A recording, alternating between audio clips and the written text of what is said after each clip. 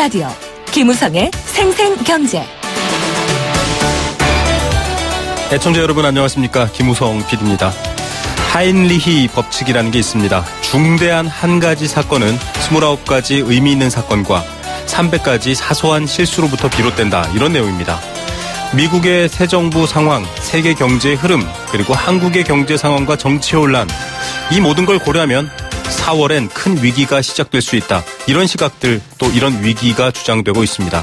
과연 실체는 뭘까요? 또 어떻게 대비할 수 있을까요? 첫 번째 인터뷰에서 확인해 드립니다. 많은 국민들이 커피를 마시고 사랑하는 요즘입니다. 탐앤탐스라는 커피 프랜차이즈가 논란과 비난의 대상이 되고 있습니다. 원두 가격을 싸게 공급하면서 커피값은 되려 올렸다. 이런 이야기인데요. 해명도 조금 궁색하다. 이런 평가가 많습니다. YTN 단독 보도로 알려졌는데요. 잠시 후 취재 기자와 또 커피 전문가 연결해서 이야기해보겠습니다. 부동산 전망대, 오늘은 중도금 대출의 함정과 위험에 대한 이야기들, 그리고 부동산 이슈들 전해드립니다. 김우성의 생생경제 2월 9일 목요일 문을 엽니다.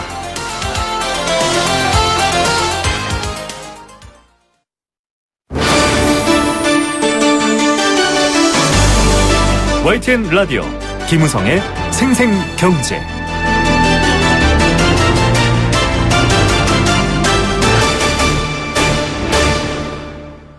첫 번째 생생 인터뷰입니다. 오는 4월에 나올 미국 재무부의 환율 보고서, 여기에 한국이 환율 조작국으로 지정될 가능성이 크다. 이런 우려들이 있습니다. 아직 확실한 건 아닙니다.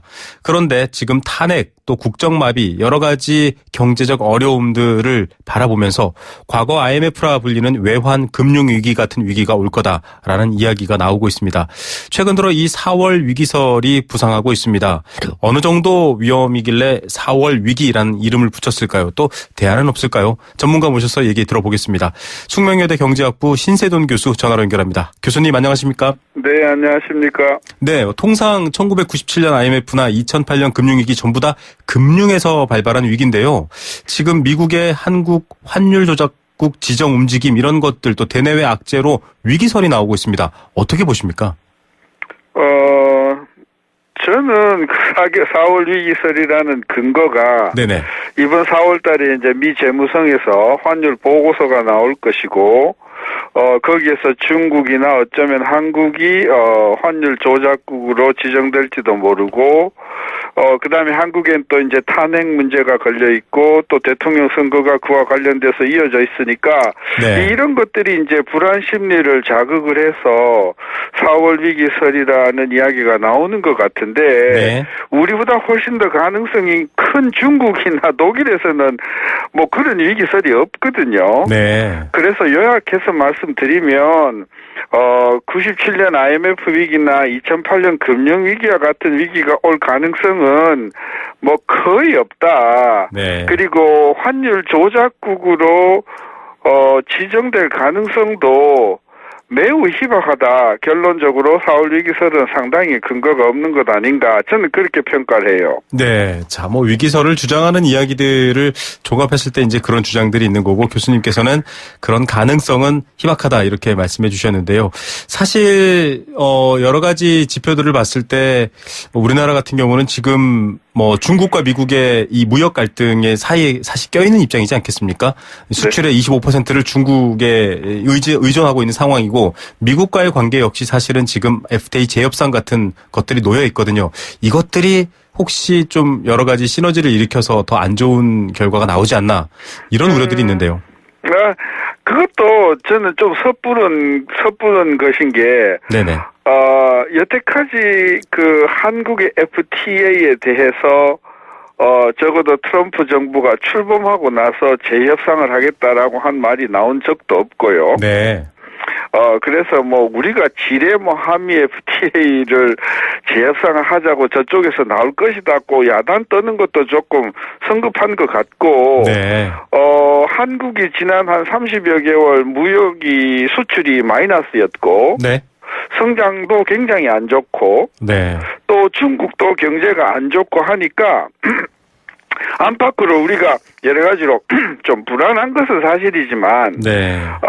이것 자체가 뭐 IMF나 2008년도 같은 위기로 발전할 가능성은 크지 않다고 보는 것이고, 또 제가 왜 환율 조작국으로 지정될 가능성이 약하다고 보냐 하면 네네.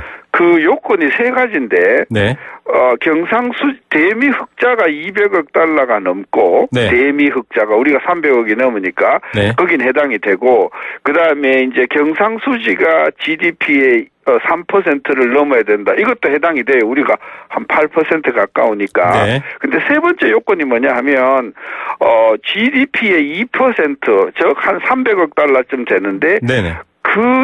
그 규모로 외환 시장에서 개입했다. 지속적으로 한 방향으로 개입을 해야 된다. 네. 근데 여기서 지속적이라는 게 뭐 매일이냐, 매 달이냐. 네네. 이런 어떤 애매한 그런 부분이 있기 때문에 그 세 번째 조건이 좀 더 명확하게 정의되지 않는 한 중국이나 독일이나 한국 이 환율 조작국에 지정될 가능성은 저는 형식적으로 적어도 없다고 보는 거죠. 예. 자, 뭐 여러 가지 세 가지 조건 중에 마지막 부분들은 사실 뭐 미국이 좀 임의적으로 자의적으로 해석한다 이런 얘기들도 있는데 우선은 실질적으로 수출 기업들이 받는 압박 부분에서는 환율 조작국 지정 여부를 떠나서 원화 가치가 좀 오르고 있다. 결국은 이거는 달러화 표시에서의 가격 경쟁력이 불리한 부분이지 않습니까? 그렇죠. 예, 이런 부분들이 좀 어떻게 뭐랄까요? 기업들에게 또 다른 어려움이 되진 않을까 이런 부분들. 그렇죠. 이렇게 더 기업하는 분한테 어려운 것은 불과 한 달 전까지만 해도 즉 트럼프가 취임하기 전까지만 해도 1달러당 환율이 1230원까지 갔다가 네네. 트럼프가 취임하고 나서 이민 금지 조항을 발표하면서 네. 여러 가지로 물의를 일으키니까 이거 미국 경제가 예상대로 잘 나가지 못하는 거 아니냐. 네. 또 미국이 앞으로 금리를 못 올릴 거 아니냐. 네. 이제 이런 우려가 생기면서 원화가 급격히 떨어져 가지고 엊그저께는 달러당 1130원대까지 떨어졌거든요. 네네. 따라서 원화 가치가 너무 강세가 되는 것도 특히 이제 수출 기업들한테는 어렵지만 네. 이게 뭐 한 달 사이에 1250원 가까이까지 갔다가 한 달 사이에 1120원대까지 떨어지는 네. 이런 급격한 환율 불안은 수출업자나 수입업자 모두한테 좋지 않고 네. 한국 경제에도 굉장히 이게 해악을 끼치기 때문에 네네. 이런 부분이 걱정이 되는 것은 사실이죠. 예. 이 환율의 불안정성에 대한 우려를 얘기해 주셨는데 뭐 말씀하셨던 IMF나 금융위기 같은 이런 위기설이라고 이름 붙이거나 그런 수준의 위기를 말하는 것은 좀 가능성이 떨어진다. 이런 뭐 전문가들도 많이 지적해 주시고 교수님도 얘기해 주셨습니다. 지금 뭐 교수님께서도 말씀하셨지만은 고금리 추세가 미국에서 시작됐지 않습니까? 연준은 금리를 앞으로 두세 차례 올릴 것이다라고 얘기를 했고요. 말씀하신 환율 불안정성에 엔화의 움직임들도 사실 우리와 굉장히 밀접한데 이런 부분들을 좀 봤을 때 어떤 뭐 글로벌 금융의 어떤 불안정성이 더 가속화되지 않느냐, 그러니까 안 좋은 방향으로 더 가지 않느냐 이런 우려도 있는데요. 그렇죠. 그러니까 두 가지가 있는데 일단은 미국 경제가 탄탄하게 잘 나가면서 트럼프 정부가 무리 없이 출범을 하면 금리가 올라가고 달러가 강세가 되고 그렇게 되면 일본 엔화가 굉장히 또 거꾸로 약세가 되고 네. 이렇게 되면서 우리한테 충격이 오는 부분이 하나 있고 네네. 또 하나는 트럼프가 계속해서 의회나 또는 각 주의 반발에 봉착을 해가지고 리더십이 크게 손상이 되면 네. 이게 또 우리 세계 경제에 혼란을 가져오면서 우리한테 영향을 미칠 수가 있잖아요. 네네. 그러니까 우리는 지금 국내적으로도 정치가 지금 상당히 불안한 부분은 있고 트럼프가 잘 나가도 걱정이고 네. 트럼프가 또 계속해서 위기에 봉착을 해도 문제고 네. 이런 부분에 있어서 금년도 우리 경제가 안팎으로 예년과 같지 않게 조금 불안할 것이다라고 하는 거는 저는 동의를 하지만 네.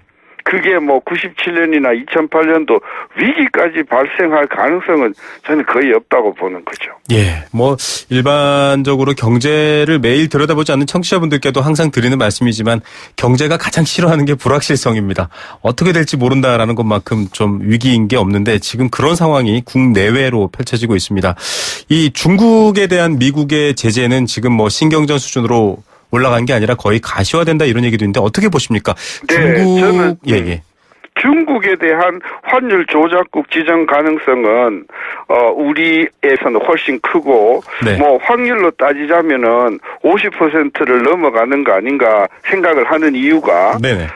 환율 조작국의 어떤 경제적이고 합리적인 근거가 있어서가 아니고 트럼프 대통령의 그 돌발 영상적인 어떤 행동 양식으로 볼 때 충분히 그 깜짝 놀랄 만한 그런 조치를 내릴 수가 있다는 점에서 네. 중국에 대해서는 환율 조작국을 일단 지르고 보자. 네. 이제 그렇게 나올 가능성이 저는 조금 있다고 보는 거죠. 트럼프 지지 세력에게도 사실은 결집의 이유 중에 하나가 되니까요.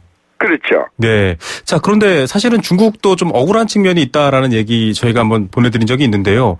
네. 중국 입장에서는 오히려 이 미국 측이 주장하는 것처럼 이 위안화 가치를 끊임없이 절하시켜서 위안화를 절하시키기보다는 오히려 좀 지키려고 외환 보유고라든지 이런 것들을 보면 환율 조작이 아닌 오히려 그런 모습들을 보이고 있다. 이런 얘기들이 주장되고 있거든요. 맞습니다. 맞습니다. 인위적으로 환율을 고정 환율로 쭉 해오다가 네네. 최근에 와서 이제 수출이 부진하니까 또 위안화 절하를 조금 유도하는 듯 하다가 네. 또 위안화를 좀 강세로 가져가는 듯 이런 그 중국의 환율 정책을 봤을 때 네. 이게 과연 그러면 아까도 이야기했는 세 번째 요건, 즉 GDP의 2%에 해당되는 금액을 지속적으로 개입하느냐. 한 방향으로 개입을 했다라고 하는 그 요건의 충족이 안 된다는 거죠. 네, 오히려 균형을 잡고 있다 이런 느낌을 그렇죠. 주고 있는데요. 네. 따라서 적어도 문맥상으로만 보면 미국이 중국에 대해서 조작국이라고 지정할 가능성이 없지만 아까도 얘기했지만 트럼프의 그 행정 스타일은 그야말로 돌발 영상적이라는 거죠. 어디로 네. 튈지 모르는 거기 때문에 그런 관점에서 보면 일단 중국에 대해서 선제적으로 길을 죽이는 차원에서 환율 조작국을 일단 지정해 놓고 그다음에 2단계, 3단계 수습 과정에서 양국의 어떤 국가 이익을 절충해 나가는 그런 어떤 행동을 보일 것 같아요. 예, 명확한 기준에 의한 뭐 커다란 위기설보다는 불확실한 여러 가지 돌발 상황들이 특히 우려되는 부분들이 있다. 그런 면에 대한 또 모니터를 계속하면서 또 저희가 한번 연락드리도록 하겠습니다. 교수님 오늘 말씀 감사드립니다. 네, 감사합니다. 네, 숙명여대 경제학부 신세돈 교수였습니다. YTN 라디오 김우성의 생생경제. 함께 느끼는 우리 경제 공감사전입니다. 경제 이야기하다 보면 여러분들도 여러 생각, 또 내 의견, 나의 어떤 감상 이런 것들이 있을 수 있는데요. 함께 그 생각 나눠보면 어떨까요? 의견 보내주시면 추첨을 통해서 도심 속 꿈의 놀이터 일산 원마운트에서 워터파크 이용권 드립니다. 1683년 300년의 커피 문화와 전통이 있는 비엔나 커피하우스에서 원두커피도 선물로 보내드리고 있습니다. 단문 50원, 장문 100원의 정보 이용료 부과되는 샵 0945번 문자, 스마트폰 앱 예스로 함께할 수 있습니다. 오늘의 경제 공감사전은 경제 위기입니다. 두 번의 경제 위기 겪으면서 가정이 파괴되고 또 일자리를 잃고 우리 경제도 힘들었죠. 많은 분들이 이런 것들에 대한 우려 때문에 4월 위기설을 눈여겨봤는데요. 앞서 인터뷰에서는 그런 수준의 위기는 오지 않을 것이다. 걱정하지 않아도 된다. 이런 얘기를 또 신세돈 교수가 해주셨지만 많은 분들은 우려하고 있습니다. 외환 보유액을 많이 갖고 있습니다. 과거 위기 때보단 갖고 있지만 그 자체가 당장 현금화하거나 사용하긴 어려운 측면이 있다. 이런 얘기도 있고요. 그렇지 않다. 또 여러 가지 방식의 안전망이 있다. 이런 주장들이 서로 대립되고 있죠. 경제 위기, 무엇보다 이런 위기가 오게 되면 가장 약한 부분부터 그 피해를 감수하게 됩니다. 당장 일자리가 줄어들고 국민들의 소득이 줄어들 수밖에 없습니다. 그렇기 때문에 빨리 컨트롤 타워를 세워서 위기 자체를 막기보다는 그 위기에 어떻게 대처할지에 대한 방법을 찾아야 할 텐데요. 여러분은 경제 위기 어떻게 생각하십니까? 국가의 경제가 아니라 개인의 경제라도 위기가 올 수 있는데요. 그 위기에 대한 여러분들의 생각 함께 공감하고 싶습니다.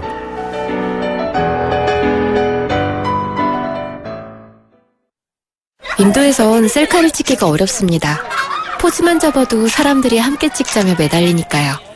누구나 특별해지는 곳, 인도가 묻습니다. 자신이 평범하다고 생각하나요? 질문 여행으로 인도하다. 대한항공 인도 출발행 운항.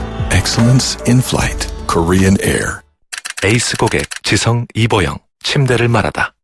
이 사람 가구는 그렇게 유행만 찾더니 침대는 스프링부터 소재까지 엄청 따져요. 당연하지. 몸을 위한 건데. 가봤으면 알 텐데.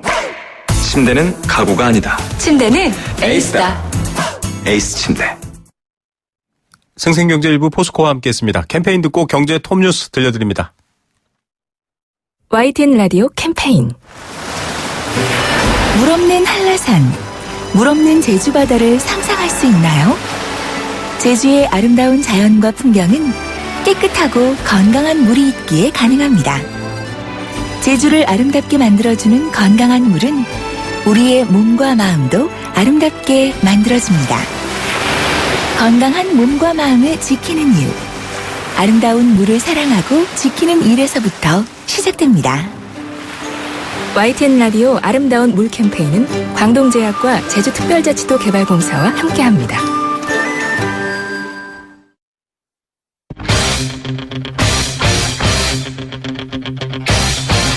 지금 가장 뜨거운 경제 소식. 경제 톱 뉴스. 네, 이 시각 경제 뉴스 전해드리겠습니다.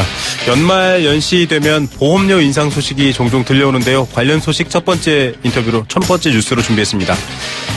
공채 시장에 찬바람이 불고 있습니다. 대기업조차 안 뽑으면 중소기업은 또 더 어려울 것 같은데요. 공채 이야기 두 번째 소식입니다. 가계대출 증가폭이 크게 꺾이고 있습니다. 정부의 대책이 먹히는 걸까요? 혹시 부동산 시장은 괜찮을까요?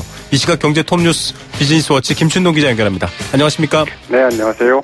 네, 손해보험, 생명보험, 또 실손보험까지 보험료 올라가고 있네요. 네, 연초에 이 손해보험사들이 실손보험료를 좀 줄줄이 올렸었는데, 이 생명보험사들도 이제 보험료 인상 행렬에 좀 동참을 하고 있습니다. 이 손보사들의 올해 평균 보험료 인상률이 거의 20%에 달했고요. 또 롯데손해보험 같은 경우에는 33% 가까이 올렸는데, 이 생명보험사들 역시 좀 인상폭이 만만치가 않습니다. NH농협생명과 동양생명, 또 미래에셋생명 등이 이미 보험료를 올렸는데 20% 안팎으로 좀 인상을 했습니다. 업계 1위인 삼성생명도 이달 안에 15에서 20% 정도 이 보험료를 올릴 것 같고요.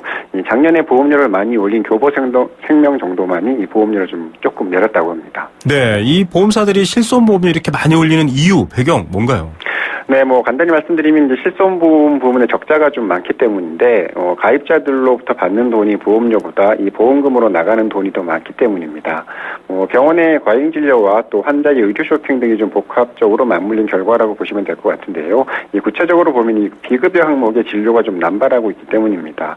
이 비급여 항목은 이 건강보험 적용 대상이 아니어서 주로 이제 실손보험에서 좀 보장을 해주게 되는데, 이 비급여 항목의 기준이나 수가가 좀 제대로 관리되지 않다 보니까 이 병원이 좀 병원비를 부풀려도 뚜렷한 대책이 없는 상태입니다. 네, 참 이 얘기는 여러 번 지적되고 있는데 보험료 부담을 좀 줄이려면 새로운 실손보험으로 갈아탈 수도 있다 이런 얘기가 있네요. 네, 올해 4월부터 이제 기존 실손보다 보험료가 약 25% 저렴한 이 기본형 실손보험이 판매가 됩니다. 이 기본형 실손보험은 그동안 과잉진료가 많았던 도수치료나 만일주사 같은 항목들을 이 특약 형태로 좀 따로 떼냈는데요. 네. 이 보장을 더 받으려면 특약 형태로 돈을 더 내고 가입하도록 한 겁니다.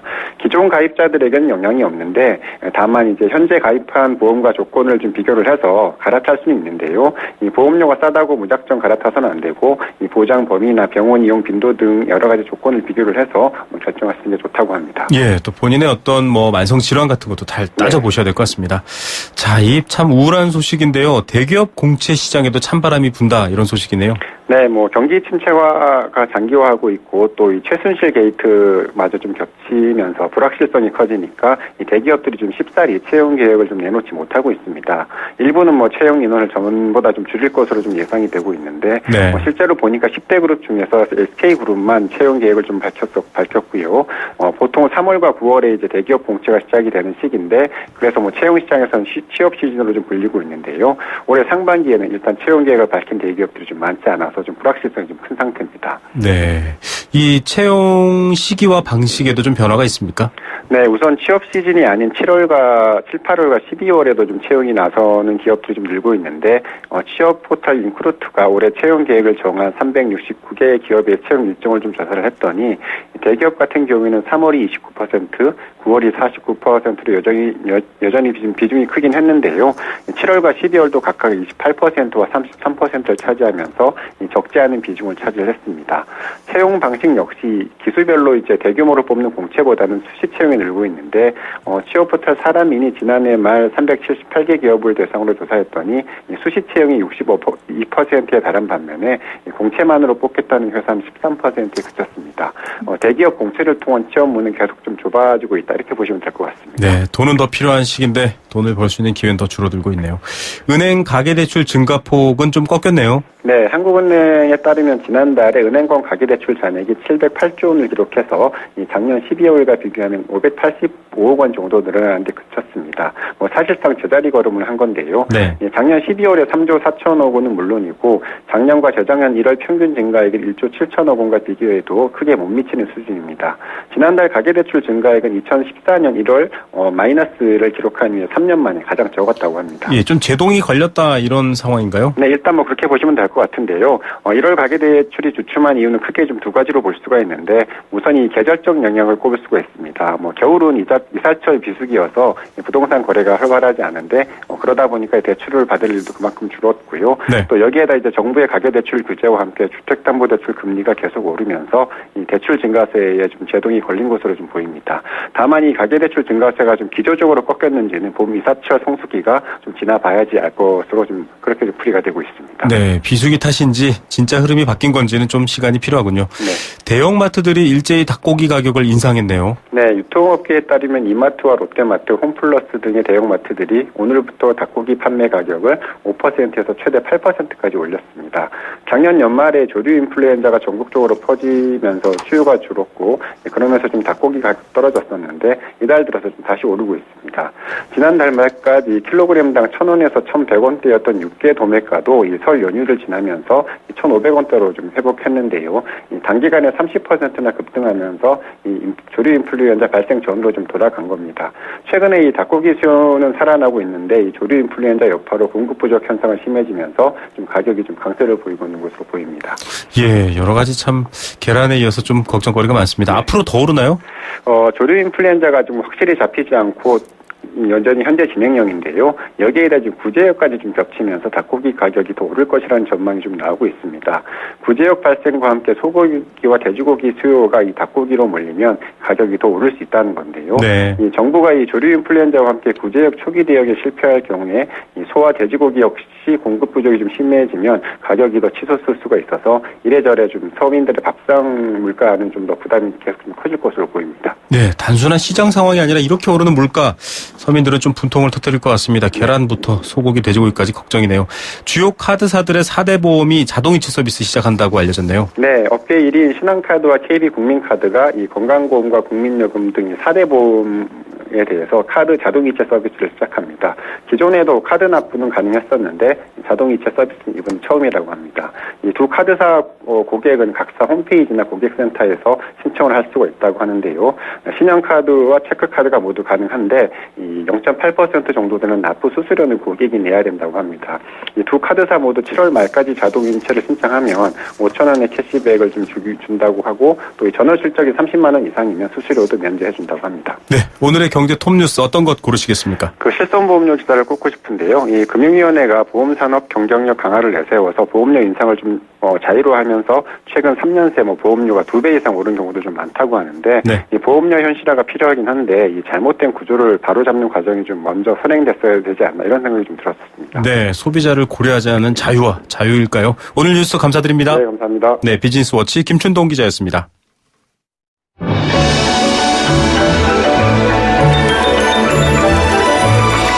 오늘의 경제를 들여다보는 시원한 창. YTN 라디오 김우성의 생생경제 생생 인터뷰. 네, 두 번째 생생 인터뷰입니다. 애청자 여러분, 오늘 점심 드시고 커피 한 잔 하셨습니까? 밥은 걸러도 커피는 걸을 수 없다, 이렇게 얘기하시는 분들도 많아졌습니다. 전 국민의 애용 음료가 커피인데요. 작년 기준으로 국내 시장 규모 약 5조 원 정도로 추산되기도 합니다. 굉장히 크죠.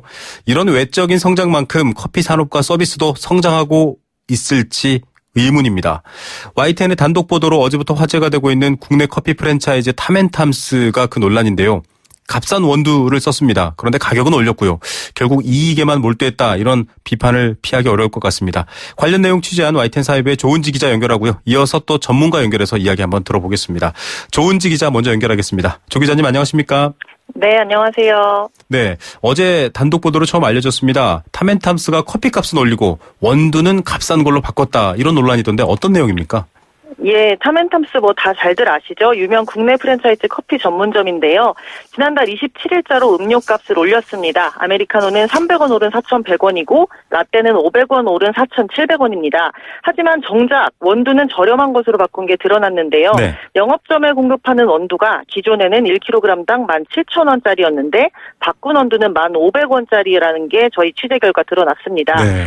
요거를 1kg이면 사실 에스프레소 샷 60잔이 나온다고 해요. 네. 그래서 이걸 아메리카노 한 잔 값으로 환산을 하면 저렴한 원두로 바꾸면서 아메리카노의 원가는 108원 정도 감소했고요. 네. 대신 판매가가 300원이 올랐으니까 소비자 입장에서는 400원 정도 더 비싸진 아메리카노를 마시는 게 아니냐 이런 문제제기를 저는 했고요. 네네. 또 이제 소비자 입장에서는 이렇고 원두를 6,500원 싼 것으로 바꾸고도 영업점에 납품하는 가격은 그대로였습니다. 그래서 결국 본사만 배를 불리는 구조가 됐다 이런 점에서 문제를 제기했습니다. 예, 소비자가 결국은 400원 손해본 거 아니냐 이런 얘기 많은 분들이 끄덕거릴 것 같고요. 또 가맹점은 그대로 싼 원두인데 그대로 받았다. 이것도 문제인 것 같은데 본사는 지금 테스트다. 오히려 가맹점이 이득 봤다. 이런 얘기들 하고 있는데요.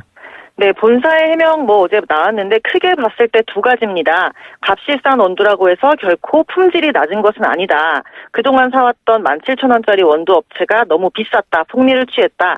유통구조를 우리가 이번에 혁신을 해서 원두 가격을 낮췄을 뿐이다. 거품을 뺐다. 이런 얘기를 했고요. 네. 또 두 번째 해명은 직영점 50여 군데에 대해서만 고객 테스트 차원에서 새 원두를 썼다.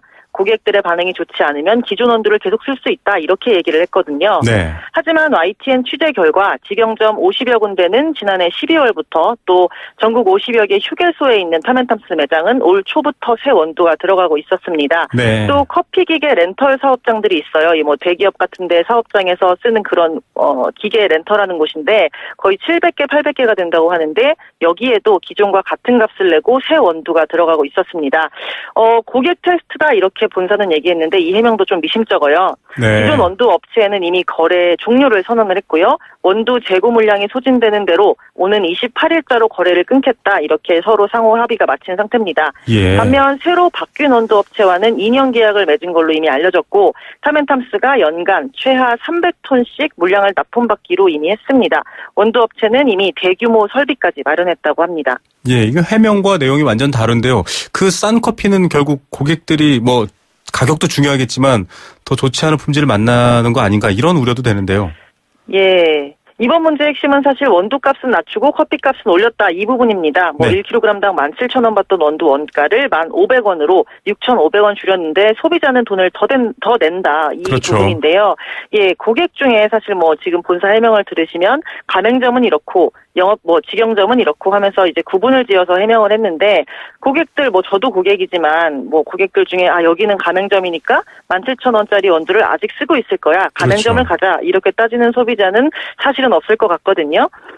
그래도 좋은 소식은 저희 YTN이 관련해서 이틀 연속 이 보도를 했고요. 네네. 타멘탐스는 저희 지금 방송 한 2시간 전일까요? 오늘 오후에 다시 새 입장을 내놨습니다. 네. 3월 1일부터 스페셜티 블렌드 원두를 쓰겠다 이런 얘기를 했는데 네네. 이거는 17,000원짜리 기존 원두도 아니고 1,500원짜리 새 원두도 아닌 제3의 원두입니다. 네.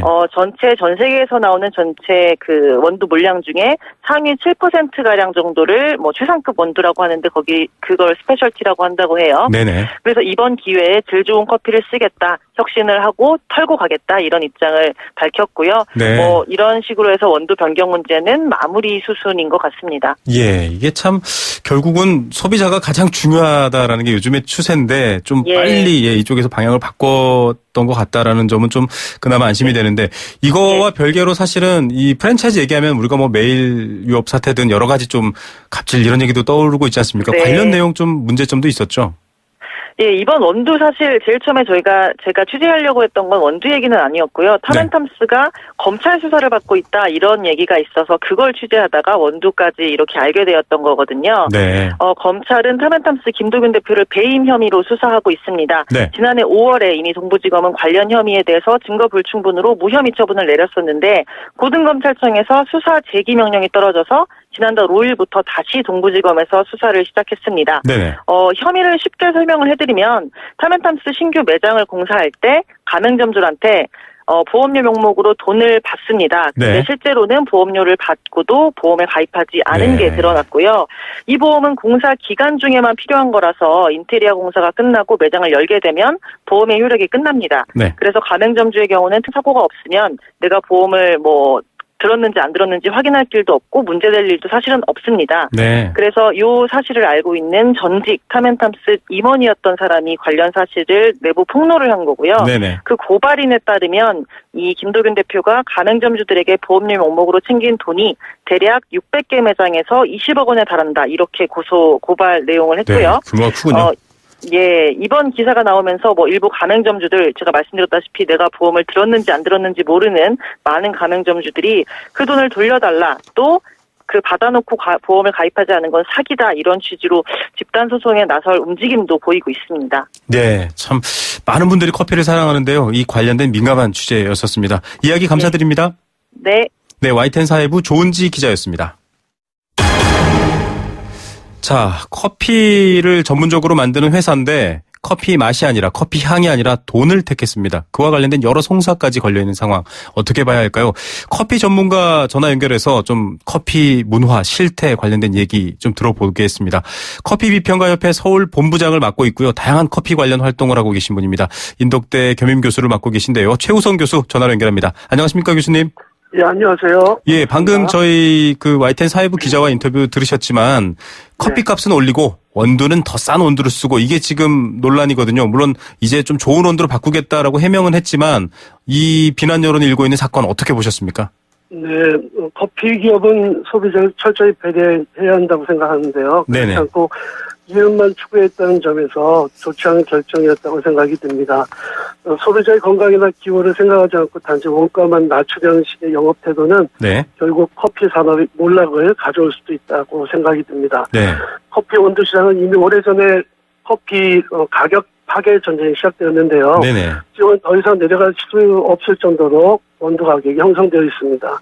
저가 원두를 쓰는 이유는 원가를 줄이기 위한 것인데 네네. 카페 운영이 급속히 어려워진 소규모의 카페들이 이런 유혹에 빠지기도 합니다. 네. 그런데 대형 프랜차이즈에서 이런 원두를 사용했다는 것은 대단히 실망스러운 일이고 또 단기간에 이익만 추구하는 경영진들의 욕심과 판단 미스라고 생각이 듭니다. 커피 산업을 위협할 만한 행동이다. 그렇겠죠. 커피 프랜차이즈 굉장히 많은 가게가 있는 곳인데 맛보고는 야 이제 커피 못 먹겠다 이럴 수도 있기 때문에 그런 말에 맞는 네네. 말씀이신데 사실 개인적 취향인데요. 어떤 커피가 좋은 커피고 나쁜 커피인지 왜 싼 원두가 나쁜지 이런 것들이 궁금한데 어떤 겁니까? 네. 나쁜 커피란 한마디로 말하면 돈을 벌기 위한 목적으로 커피를 이용하는 것입니다. 네. 나쁜 커피의 몇 가지 예를 말씀드리면 네. 가격을 낮출 목적으로 좋지 않은 저가의 생두를 수입해서 사용하는 것입니다. 네. 모든 농산물은 농부의 시간과 정성이 들어가야 하는데 생산지에서 저가의 커피를 구하는 것은 얼마든지 가능한 일이고요. 네. 또 하나 같은 커피라도 생산된 생두 중에서 등급이 낮은 경우를 수입해서 볶으면 가격 단가를 낮출 수 있지만 맛과 질이 떨어지게 되어 있습니다. 네네. 또 하나는 수확한 지 오래된 가격이 저렴한 생두를 볶아서 사용하는 것이죠. 2년이나 1년 이상 묵은 것을 볶게 되면 네. 맛과 향미가 떨어지지만 가격은 돈은 아낄 수가 있습니다. 네. 또 인건비를 줄이기 위해서 결정도를 골라내지 않고 대형으로 볶아내는 커피가 좋지 않은 커피라고 말씀드릴 수 있는데 사람의 손으로 일일이 골라내기 때문에 인건비를 줄이기 위해서 그냥 볶아내는 것이죠. 저렴하게 돈을 아끼려는 커피는 나쁜 커피다. 이렇게 지금 좀 한 문장으로 줄여질 것 같은데요. 교수님께서도 여러 주요 신문사에 기고를 하면서 정직한 커피가 답이다. 커피의 정직이라는 단어를 붙이셨거든요. 이게 앞으로 굉장히 중요하다고 하셨는데 무슨 얘기입니까? 네. 커피 원두의 가격에는 생두의 구입 단가, 인건비, 시설비, 유통비 이런 것들이 다 들어가야 되고 또 로스터의 기술비도 들어가야 되는데 그런 것들을 다 무시하고 가격만 싸게 하다 보니까 좋지 않은 커피를 그냥 싸게 구입해서 비싼 가격으로 파는 것이죠. 네. 싸구려 커피 원두를 가지고 비싼 값을 받는 것은 정직하지 못한 것이라고 생각이 듭니다. 네네. 고민해야 될 것은 한국 커피 시장의 과제가 바로 정직한 커피 개념을 도입하는 것인데요. 내가 지불한 금액에 걸맞는 재료를 카페 주인이 사용하지 않았다고 느껴질 때에 그 카페는 더 이상 가지 않게 될 것입니다. 네네. 커피를 팔아서 이익을 남기려는 생각이 앞서면 맛있는 커피, 향기로운 커피, 건강한 커피는 아예 처음부터 불가능한 것이죠. 네. 보다 많은 이익을 남기는 생각에 값싼 커피를 사용하면 잠시 이익이 남는 것 같아도 머지않아서 소비자의 외면을 받게 되기 때문에 피해야 할 일이라고 생각이 듭니다. 예, 커피 향과 맛이 주는 위로가 있는데요. 그것과 돈을 바꾸는 일 해서는 안 된다라는 얘기 다시 한번 강조됩니다. 정말 대한민국 카페 공화국입니다. 커피가 굉장히 많아졌고 즐기는 분도 많습니다. 대기업, 개인 창업 많은데요. 좀 발전하기 위한 중요한 어떤 제안 한두 마디 부탁드립니다. 대한민국은 지금 본격적으로 커피 융합과 시너지를 경험하고 있는데요. 제가 이제 거의 더 성장을 가능하다고 점치는 것은 우리나라 소비자들이 본격적으로 커피의 맛과 향을 알기 시작했기 때문이라고 생각이 듭니다. 네. 앞으로 우리나라 커피 시장은 무한한 가능성이 있는데 이게 예를 들어서 프랜차이즈 커피숍은 어떤 원두를 쓰는지 영업 비밀로 할지라도 웬만한 커피 애호가되는 맛을 보면 어떤 원두를 쓰는지 이제 다 압니다. 네. 결국에 커피 산업의 발전은 소비자를 존중하고 소비자를 두려워하는 마음에서 시작된다고 말씀드릴 수가 있습니다. 네, 소비자가 출발점이고 소비자가 목적지다 이런 생각이 듭니다. 예, 교수님 오늘 말씀 감사드립니다. 네, 감사합니다. 네, 커피 비평가 협회 최우성 본부장이었습니다.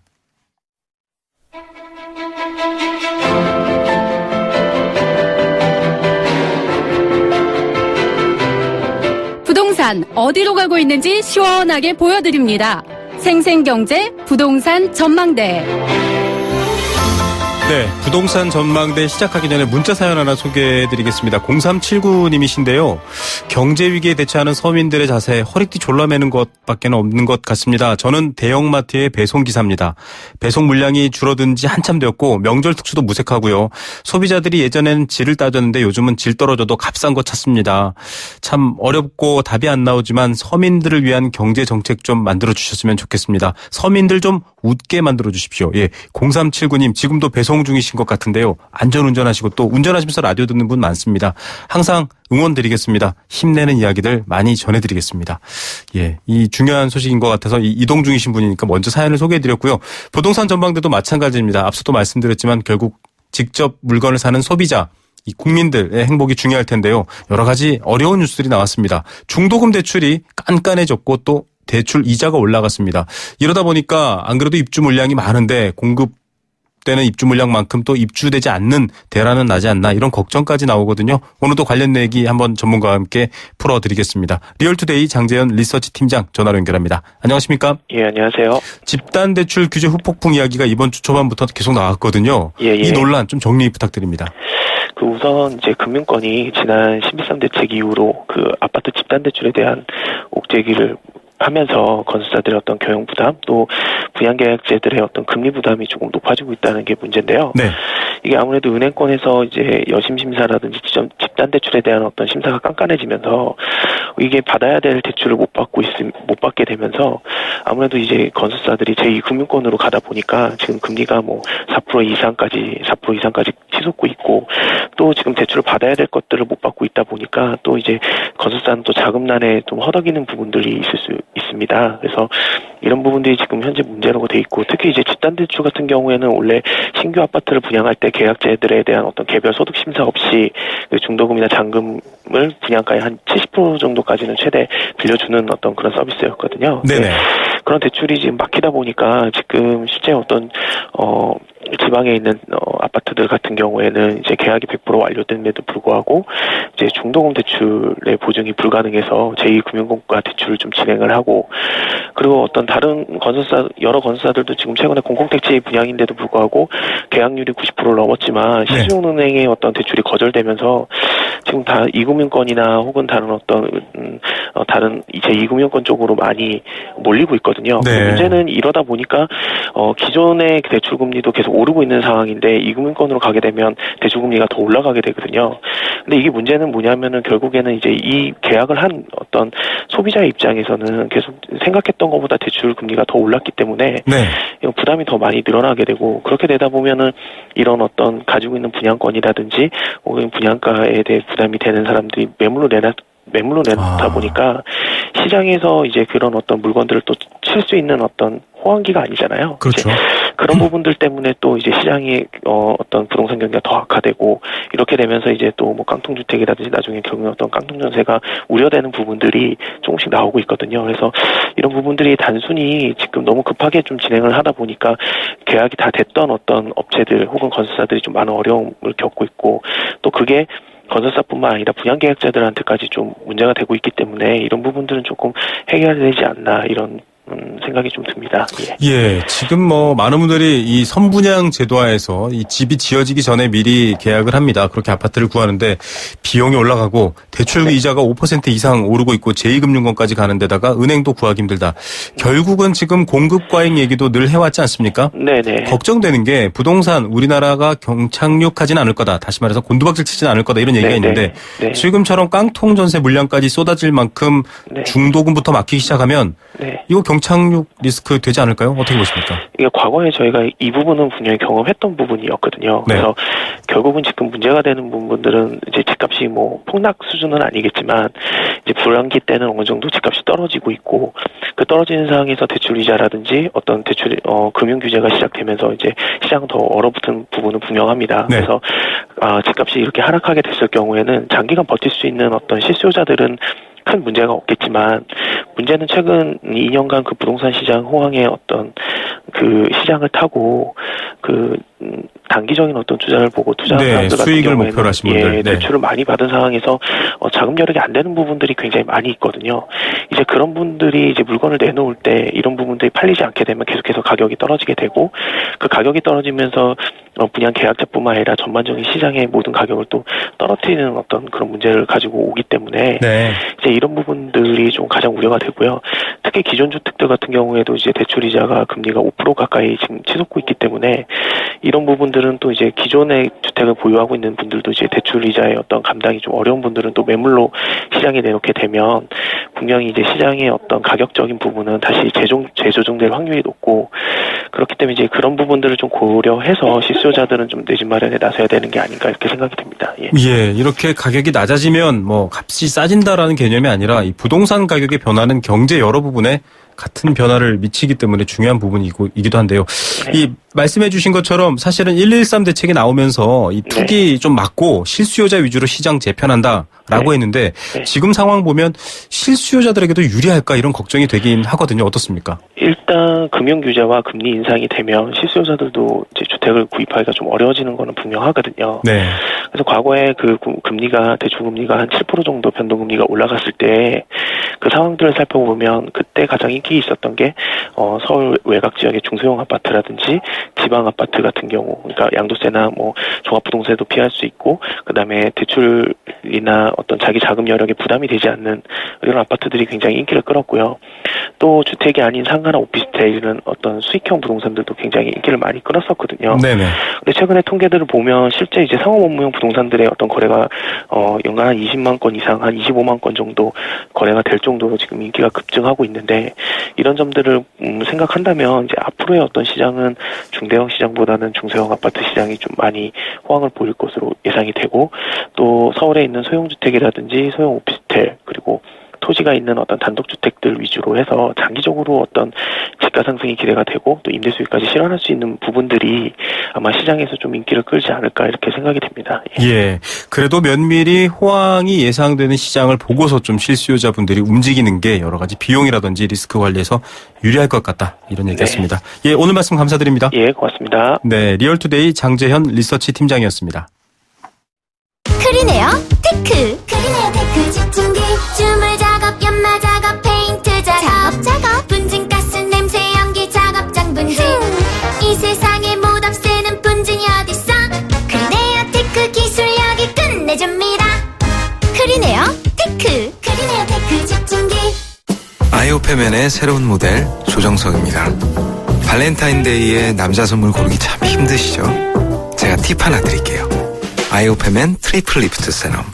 남자 피부를 더 탄탄하게 만들어주니까 그 사람도 당신도 분명 좋아할 거예요. 아이오페맨 트리플 리프트 세럼. 에이스 고객 지성 이보영 침대를 말하다. 이 사람 가구는 그렇게 유행만 찾더니 침대는 스프링부터 소재까지 엄청 따져요. 당연하지. 몸을 위한 건데. 잡았으면 알 텐데. 침대는 가구가 아니다. 침대는 에이스다. 에이스 침대. 네, 생생경제 포스코와 함께했습니다. 8012님, 김우성의 생생경제 많은 걸 배웁니다. 고맙습니다. 예, 제가 많은 걸 배우고 감사드립니다. 1855님, 외부 영향에 따라 국내 경기가 좌우된다면 개인이 어떤 준비를 할 수 있을까요? 위기든 아니든 오늘 하루 최선을 다하는 게 개인이 할 수 있는 겁니다. 예, 정말 이렇게 최선을 다하시는 분들 때문에 대한민국 경제가 지탱되는 것 같습니다. 1035님은 이런 얘기 해주셨습니다. 위기 온다고 해도 정부 쪽에선 부인하기 바쁘죠. 일반인들은 몸으로 다 압니다. 예, 뭔지 알기 때문에 철저히 준비하고 최소화해야 되는데 오늘도 작은 딸이 중학교를 졸업했습니다. 축하해 주실 거죠? 예, 축하해 드립니다. 그리고 이 위기도 잘 이겨내실 거라고 응원 드립니다. 언제나 힘이 되는 경제 이야기로 찾아옵니다. 내일 오후 3시 10분에 또 다시 찾아오겠습니다. 김우성의 생생경제였습니다.